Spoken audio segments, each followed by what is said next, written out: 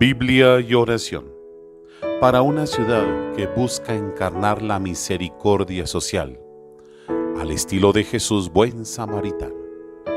Ahora te invito para que escuches atentamente las lecturas, medites la palabra en tu corazón y juntos oremos con ella para contemplar y vivir la misericordia del Señor en medio de nosotros. Oración del Papa Francisco por la sinodalidad. Ven, Espíritu Santo, tú que suscitas lenguas nuevas y pones en los labios palabras de vida, líbranos de convertirnos en una iglesia de museo, hermosa pero muda, con mucho pasado y poco futuro. Ven en medio nuestro para que en la experiencia sinodal no nos dejemos abrumar por el desencanto, no diluyamos la profecía, no terminemos por reducirlo todo a discusiones estériles. Ven, Espíritu de amor, dispón nuestros corazones a la escucha. Ven, Espíritu de santidad, renueva al santo pueblo de Dios. Ven, Espíritu creador, renueva la faz de la tierra. Amén.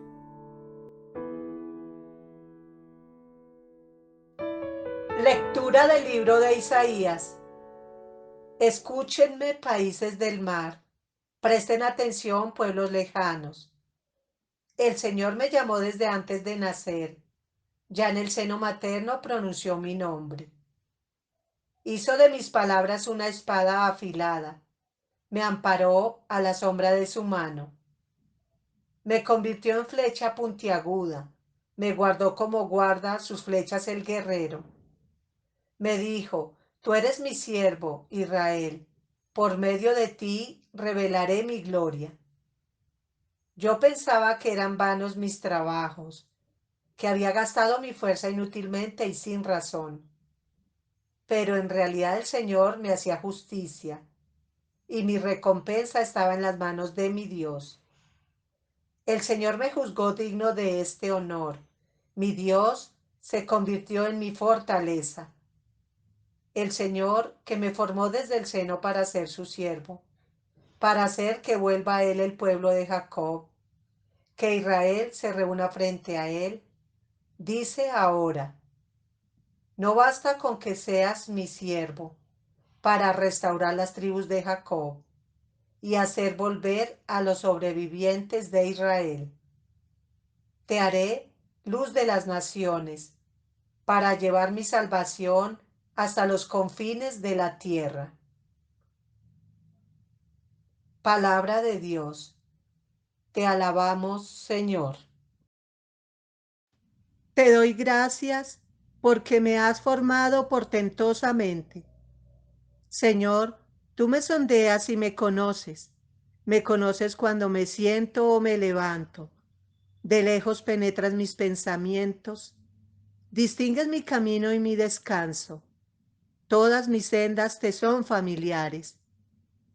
Te doy gracias porque me has formado portentosamente. Tú has creado mis entrañas, me has tejido en el seno materno. Te doy gracias porque me has formado portentosamente, porque son admirables tus obras. Te doy gracias porque me has formado portentosamente. Conocías hasta el fondo de mi alma, no desconocías mis huesos, cuando en lo oculto me iba formando y entretejiendo en lo profundo de la tierra. Te doy gracias porque me has formado portentosamente. Lectura de los Hechos de los Apóstoles. Hallándose Pablo en la sinagoga de Antioquía de Pisidia, dijo, a nuestros antepasados Dios les dio por rey a David, de quien hizo este elogio. Encontré en David, hijo de Jesé, un hombre según los deseos de mi corazón. Él ejecutará todos mis planes. Y según lo prometió, de la descendencia de David le dio a Israel un Salvador, Jesús. Pero antes de la venida del Salvador, Juan hizo un llamamiento a todo el pueblo de Israel para que se bautizaran en señal de conversión. Y cuando estaba para terminar su vida, decía: yo no soy lo que ustedes piensan, sino que después de mí vendrá otro, al cual no soy digno de desatarle las sandalias. Hermanos, descendientes de Abraham, y todos los que temen a nuestro Dios, a nosotros nos envió Dios este mensaje de salvación. Palabra de Dios. Te alabamos, Señor. Lectura del Santo Evangelio según San Lucas, capítulo 1, versículos del 57 al 66 y 80. Cuando a Isabel le llegó el tiempo del parto, dio a luz un hijo varón. Sus vecinos y parientes se enteraron de la gran misericordia que el Señor había tenido con ella y fueron a felicitarla. A los 8 días llegaron para la circuncisión del niño y querían ponerle el mismo nombre de su padre, Zacarías. Pero la madre del niño dijo: no, hay que ponerle el nombre de Juan. Los demás le decían: pero no hay nadie entre tus parientes que tenga ese nombre. Por seña le preguntaron a Zacarías qué nombre quería ponerle. Él pidió una tablilla encerada y para sorpresa de todos escribió: su nombre es Juan. Y al instante recobró el habla y empezó a bendecir a Dios. Todos los vecinos se llenaron de temor y la noticia se difundió por toda la región montañosa de Judea. Y cuantos la oían se quedaban pensativos y decían: ¿qué irá a ser este niño? Pues se veía cómo la mano del Señor lo conducía. El niño iba creciendo y se fortalecía su espíritu, y vivió en el desierto hasta que llegó el día de presentarse ante el pueblo de Israel. Palabra del Señor. Gloria a ti, Señor Jesús.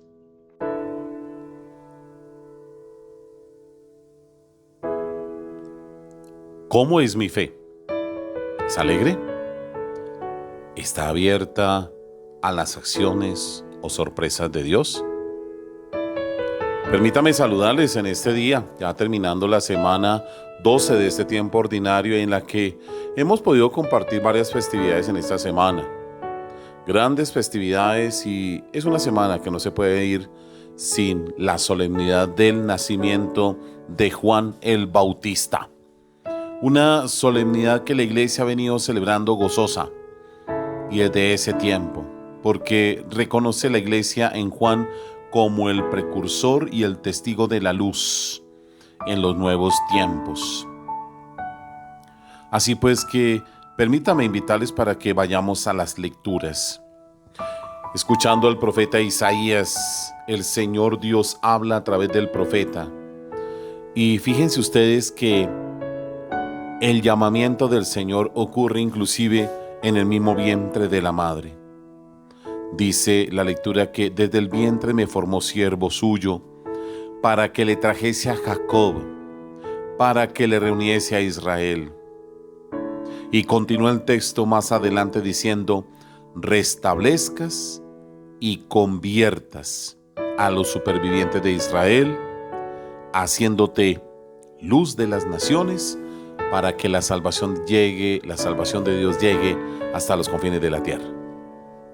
Interesante este tema. Podemos decir que esta festividad de Juan el Bautista es una festividad vocacional, un llamamiento a la vida cristiana. ¿Y qué profundidad tiene? En la segunda lectura que hemos escuchado, el autor del libro de los Hechos de los Apóstoles, que sabemos que es el evangelista Lucas, de boca de Pablo evangelizando, dice: Jesús, antes de que llegara, estuvo Juan el Bautista predicando a todos un bautismo de conversión. Entonces, como que se va afilando más la cuerda y de esta manera se va purificando todavía más el mismo plan de Dios, no porque sea malo, sino me refiero en la medida en que se va haciendo más realidad esto. Y ya con el evangelista Lucas nos hallamos entonces en este texto que hemos escuchado muchas veces y que ocurre en los tiempos de el anuncio del gozo del nacimiento del mismo Jesús. La pregunta que se hacía la gente en ese tiempo: ¿qué va a hacer este niño? Porque la mano del Señor estaba con él y el niño iba creciendo y afianzándose en la presencia de Dios ante el pueblo de Israel. ¿Qué nos deja entonces estas lecturas para esta gran solemnidad del nacimiento de Juan el Bautista? Recordemos que todo ocurre en el gozo de los tiempos nuevos, que ha llegado a María y también a Isabel. Ahora el corazón de Isabel se inunda. El pasado 25 de marzo celebrábamos el anuncio del ángel a María, y de esta manera el gozo nuevo llega a María. Ahora nos encontramos en esta fecha con que es Isabel quien siente este gozo. Se ha cumplido el tiempo, pero no es tanto un tiempo del nacimiento o de la manera como Isabel dio a luz, sino se refiere más a ese tiempo cumplido donde Dios revela su proyecto. En el cumplimiento de los tiempos es Jesús quien inaugura una nueva era de salvación. Bien sabemos entonces que el papel de Juan el Bautista es preparar esa nueva era de salvación inaugurada por Jesús. Permítame detallar algo muy interesante que llama la atención, y es el nombre de Juan. Ustedes escucharon a través del relato cómo precisamente entre los vecinos se reunieron, y como suele ocurrir muchas veces entre familiares, amigos y vecinos, la curiosidad por el nacimiento de un nuevo ser. Y esa curiosidad llega hasta el punto de conocer quién es, el nombre, qué nombre escogieron. Casi nosotros por lo general siempre preguntamos a la mamá o el papá: ¿va a ser niño o niña? En ese tiempo no se sabía muy bien, pero ahora sí lo sabemos por los avances de la ciencia. Y de paso, ¿qué nombre escogieron? Los vecinos de Isabel y Zacarías pues se han congregado. Y al conocer del parto de Isabel, entonces la pregunta es: ¿qué nombre escogieron?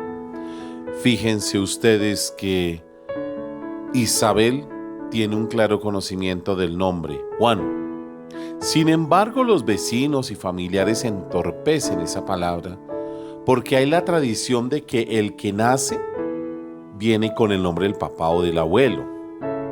Nos ocurre también a nosotros los mismos. ¿Usted ha averiguado su nombre, de dónde procede? ¿Por qué le pusieron ese nombre? ¿En nombre de quién lo hicieron?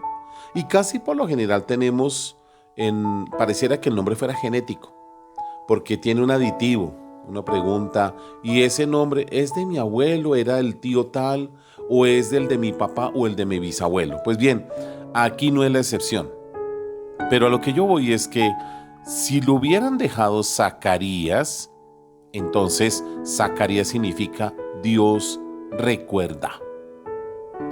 Pero el mismo Zacarías se impone y escribiendo en la tablilla dice: no se va a llamar así. ¿Por qué? Porque su hijo ahora no podrá ser llamado Dios recuerda, debido a que Dios ha cumplido la promesa. Se va a llamar Juan. ¿Y qué significa Juan? Que Dios es misericordia, que Dios ha tenido compasión y misericordia de su pueblo. Palabras proféticas del mismo papá, del mismo sacerdote Zacarías. Juan entonces tiene un estilo de vida propio. Lo alcanza a identificar un poco el evangelista. Se forma en el desierto y algo muy particular en él: vive una vida muy austera. Seguramente desde pequeño se crió con las grandes escuelas de la austeridad del tiempo, el ascetismo, por ejemplo, donde el ayuno primaba, la forma de vestir, el comportamiento moral. el alejarse de la ciudad para no contagiarse de vicios, etc. Cuando llega el momento de la presencia de Jesús, muy particular en Juan es que él se retira. Juan no busca opacar ni hacer protagonismo para eclipsar la presencia de Jesús. Él se retira. Esa es la actitud de un evangelizador, de una evangelizadora. Dejar que Dios crezca en el corazón de las personas sin que se interfiera en ello. Por eso, cuando nosotros evangelicemos, fíjense, en las misiones nos retiramos. Queda la semilla sembrada y Dios es el que debe prevalecer en las personas. Cuando asignan un párroco a una iglesia determinada, su misión es evangelizar. Y ya, por inspiración del Espíritu Santo, seguramente el obispo toma la decisión de cambiarlo. ¿Por qué?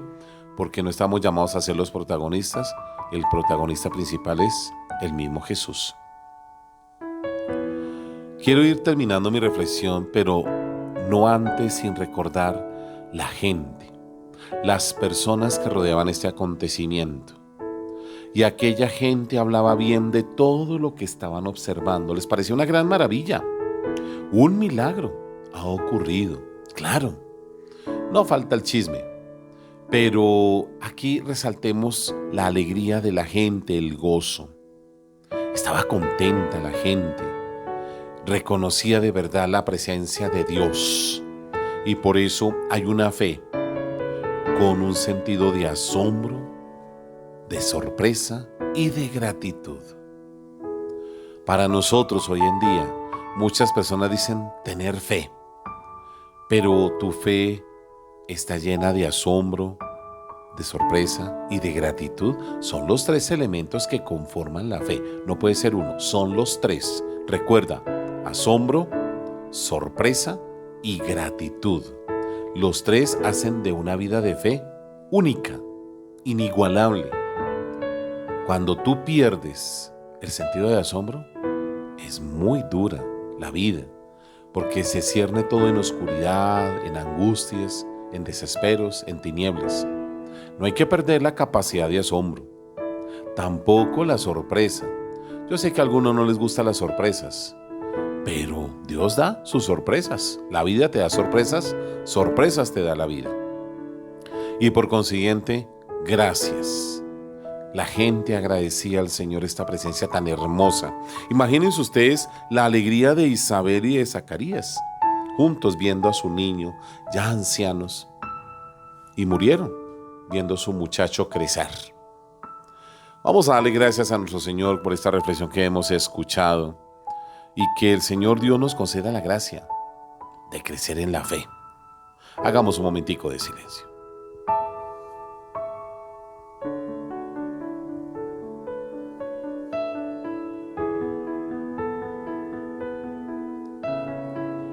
A ti, Señor Dios nuestro, nos dirigimos en este día.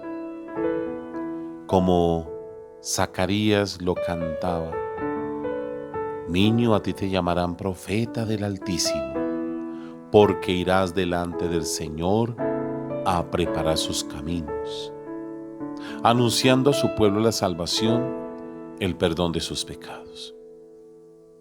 Que reconozcamos, Señor, todos los días de nuestra vida, la presencia de tu misericordia.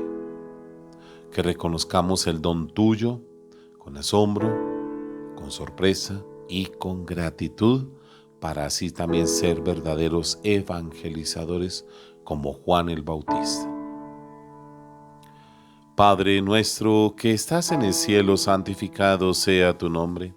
Venga a nosotros tu reino, hágase tu voluntad, en la tierra como en el cielo. Danos hoy nuestro pan de cada día, perdona nuestras ofensas, como también nosotros perdonamos a los que nos ofenden. No nos dejes caer en la tentación y líbranos del mal. Y el Señor te bendiga abundantemente, Padre, Hijo y Espíritu Santo, descienda sobre todos ustedes. Amén. Bendita sea tu pureza y eternamente lo sea, pues todo un Dios se recrea en tan graciosa belleza. A ti, celestial princesa, Virgen Sagrada María, Yo te ofrezco en este día alma, vida y corazón, mírame con compasión. No me dejes, Madre mía.